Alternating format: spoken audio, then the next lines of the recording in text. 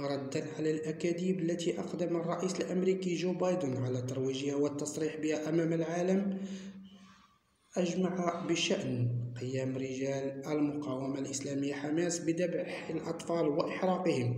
قامت كتائب القسام بنشر فيديوهات تظهر كيف تعامل عناصرها الأطفال في أثناء اقتحامات عملية طوفان الأقصى يوم 7 أكتوبر الجاري.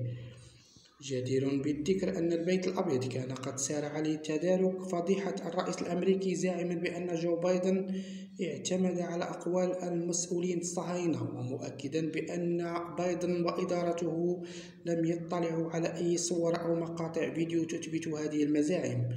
بل وكان مثيرا خروج جيش الاحتلال الغاشم وتكذيبه لهذه الكذبة الصلعاء التي حاول من خلالها الرئيس الأمريكي بايدن شيطنة المقاومة في غزة وشرعنة القصف الهمجي الذي تتعرض له ليلا ونهارا، والذي راح ضحيته لحد الساعة 614 طفلا، فضلا عن مئات القتلى والجرحى ومحو وتدمير أحياء كاملة بالقطاع المحاصر. وقد أشار عدد من المتابعين والنشطاء بأن كذبة بايدن تشبه إلى حد بعيد ما قام به كولين باول ورئيسه جورج بوش من قبل، حين زعموا امتلاك صدام لأسلحة دمار شامل، وبعد تدمير العراق وسقوط